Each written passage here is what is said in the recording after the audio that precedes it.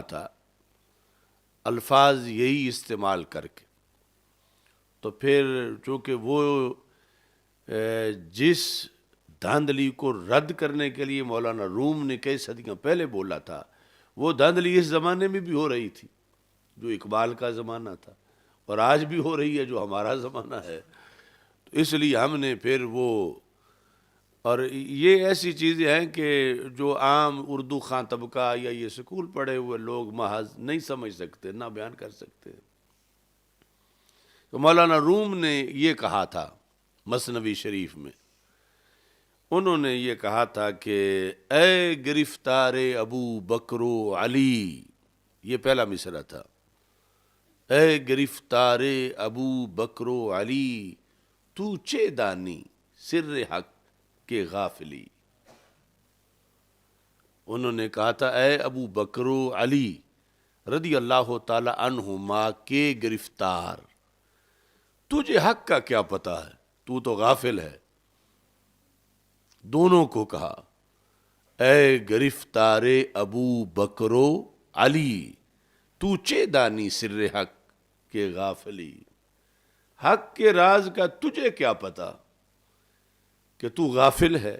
یعنی یہ کہا کہ گرفتار ابو بکر رضی اللہ تعالیٰ عنہ، گرفتار ابو بکر جو حضرت ابو بکر صدیق رضی اللہ تعالیٰ عنہ کا بظاہر دیوانہ بنا ہوا ہے، ان کا محب کہلاتا ہے، ان کی پارٹی کہلاتا ہے، مگر جو شریعت میں ماننے کا ان کو طریقہ ہے اس سے بے خبر ہے. اور گرفتار علی یعنی حضرت علی رضی اللہ تعالیٰ عنہ کا دیوانہ بنا ہوا ہے، ان کی پارٹی اور محب کہلاتا ہے، لیکن جو شریعت جیسے منوانا چاہتی ہے اس کا اس کو کوئی پتہ ہی نہیں ہے. شریعت کی روشنی میں مولا علی رضی اللہ تعالی عنہ کو جو ماننے کا طریقہ ہے، جو شرائط ہیں، تجھے خبر ہی نہیں کہ علی کو مانا کیسے جاتا ہے. تو مولانا روم نے کہا کہ اے صدیق اکبر رضی اللہ تعالی عنہ کے گرفتار، تجھے خبر ہی نہیں کہ وہ بکر صدیق کو مانا کیسے جاتا ہے، تیرے اندر وہ شرائط ہی نہیں پائی جاتی، تو خواہ مخواہ محب صدیق اکبر کہلاتا ہے، تو فریب خوردہ ہے، اپنے آپ کو دھوکہ دے رہا ہے. اور اے محب مولا علی رضی اللہ تعالیٰ عنہ تو بھی فریب خوردہ ہے، تجھے پتہ ہی نہیں کہ علی کو مانا کیسے جاتا ہے، شریعت میں شرطیں کیا ہیں ماننے کی. تو دونوں کو کہا کہ حق کی گراؤنڈ سے تم دونوں ہی بے رہو، حق میں تم ہو ہی نہیں، حق کچھ اور ہے. اے گرفتار ابو بکر و علی تو چے دانی سر حق کے غافلی، حق کا راز تو کیا جانتا ہے. یعنی اپنی اپنی طرف سے دونوں چیمپئن تم بنے ہوئے ہو. گرفتار ابو بکر بھی کہتا ہے کہ میں ان کو ماننے والا ہوں، فلاں ماننے والا نہیں ہے. گرفتار علی کہتا ہے میں ان کو ماننے والا ہوں، فلاں ماننے والا نہیں ہے. مولانا روم کہتا ہے تم دونوں خود ہی ماننے والے نہیں ہو. تو یہ ایکسیڈنٹ تو بہت بڑا ہے نا، کہ یعنی دونوں جو اسپیشلسٹ بنے ہوئے ہیں، دو علوم کے یا دو میدانوں کے شاہ سوار بنے ہوئے ہیں، مولانا روم نے کہا کہ تم تو بچے بھی نہیں ہو اس میدان کے، تمہارا تو اس سے تعلق ہی کوئی نہیں ہے، تمہیں کیا خبر کہ محب ابو بکر کیا ہوتا ہے، اور تمہیں کیا خبر کہ محب علی رضی اللہ تعالیٰ عنہما یہ کیا ہوتا ہے. تو اسی بات کو ہو لفظ جو تھے مولانا روم کے، جس کو پھر بڑے بڑے لوگوں نے اپنی تحقیقات میں جگہ دی. یعنی اعلی حضرت امام احمد رضا خان فاضل بریلوی رحمۃ اللہ علیہ، انہوں نے اپنی کتب میں مولانا روم کا یہ شعر لکھ کے اس کی تشریحات کی. اے گرفتار ابو بکر و علی تو چے دانی سر حق کے غافلی. یعنی اس لیول کے لوگوں نے پھر اس کو اپنے فتووں میں لکھا مولانا روم کے اس حوالے کو. تو اقبال نے بھی اسی کو لیا اور پھر اپنی شاعری میں یہ کہا کہ اے کہ ناشناسی، اے وہ شخص کہ جو جسے پہچان ہی نہیں ہے، کس کی؟ خفیرہ از جلی ہوشیار باش، اے وہ جسے خفی جلی میں فرق نہیں آتا، تو ہوشیار ہو جا. یعنی تجھے تو خود بہت زیادہ ضرورت ہے کہ تیری کوئی رہنمائی کرے، اور تو خود چیمپئن بنا ہوا. خفی اور جلی کا فرق نہ جاننے والے کیا ہو؟ ہوشیار باش، ہوشیار باش، ہوشیار ہو جا. تو آگے پھر موضوع کی طرف اشارہ کر دیا انہی لفظوں سے، اے گرفتار ابو بکر و علی ہوشیار باش، کہ اے ابو بکر و علی رضی اللہ تعالیٰ عنہما کے گرفتار، تو ہوشیار ہو جا. اب یہ ہے کہ یہ خطاب کس کو ہے؟ گرفتار ابو بکر کس کو کہا جا رہا ہے، اور گرفتار علی کس کو کہا جا رہا ہے؟ تو یہ ایک علیحدہ موضوع ہے، لیکن اس کا خلاصہ میں دو لفظوں میں آپ کو کہہ دوں بڑی ذمہ داری کے ساتھ، کہ گرفتار ابو بکر جو ہے وہ خوارج اور نواسب کو کہا جا رہا ہے فرقوں کے لحاظ سے، جو بندہ خارجی یا ناسبی ہو.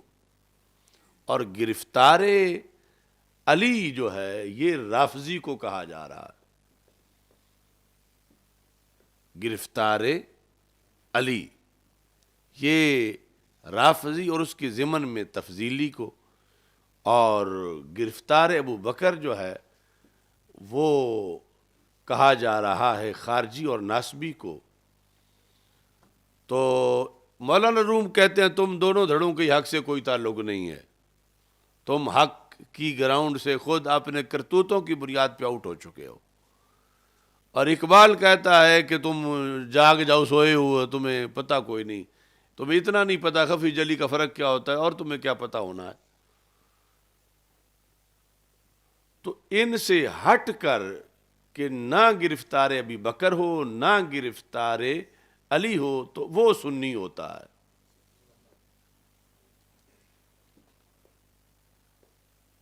اور یہ بات سمجھنا لازم ہے کہ لفظ محب اور ہے اور گرفتار اور ہے. یعنی سنی جو ہے وہ محب ابی بکر ہے، اور سنی ہونے کے لیے شرط ہے. سنی محب علی ہے، اور یہ بھی سنی ہونے کے لیے شرط ہے. جو محب علی رضی اللہ تعالیٰ عنہ نہیں وہ بھی سنی نہیں، اور جو محب ابی بکر رضی اللہ تعالیٰ عنہ نہیں وہ بھی سنی نہیں. لیکن سنی نہ گرفتار ابی بکر ہے اور نہ گرفتار علی ہے. تو اس سے پتہ چلا کہ گرفتار ابو بکر اور گرفتار علی رضی اللہ تعالیٰ عنہما یہ پہچاننا بڑا لازم ہے کہ بظاہر سمجھا جاتا ہے کہ گرفتار ابو بکر تو محب علی ہے، اور گرفتار علی جو ہے وہ محب علی ہے، اور بندے کو ایسا بننا چاہیے. لیکن آگے مذمت ہو رہی ہے کہ ایسا نہیں بننا چاہیے. اس بنیاد پر جو ہے وہ عقائد اہل سنت جو کہ یعنی ایمان پر مدار ہے ہر نیکی کی قبولیت کا. نماز روزہ تب قیامت کے دن فائدہ دے گا جب ایمان صحیح ہے، اور ایمان کے لیے عقائد اہل سنت ضروری ہیں. کہ عقائد اہل سنت کیا ہیں؟ تو عقائد اہل سنت ماننے کے ساتھ ساتھ یہ پہچان ضروری ہے کہ رافضیت کیا ہے اور خارجیت و ناسبیت کیا ہے. یعنی خارجیت و ناسبیت ایک پیکج ہے اکٹھا، یہ دونوں بیک وقت ایک سائیڈ میں ہیں اور رافضیت دوسری سائیڈ میں ہے، کیونکہ ناسبیت خارجیت کی ہی ایک شاخ ہے. تو اس بنیاد پر ویسے تو یہ ہے نا کہ بندہ اپنے کام سے کام رکھے، اسے دوسروں کو کے بارے میں سوچنے کی کیا ضرورت ہے. یہ سنی ہے اور سنیت کو سمجھتا ہے کہ نجات اس پر ہے تو پھر اسی میں رہے. اس کو کیا ضرورت ہے کہ خارجیت کے بارے میں تعارف سمجھے، اویئرنیس اس کو ہو. اسے کیا ضرورت ہے کہ رافضیت کے بارے میں یہ پڑھتا پھرے کہ رافضیت کیا ہے. تو ضرورت دو وجہ سے ہے، جو بڑی دو وجہ ہیں. ایک یہ ہے کہ اس نے سنیت کا دفاع کرنا ہے، اور اس دفاع کے لیے لازم ہے کہ اسے پتہ ہو کہ رافضیت کیا ہے۔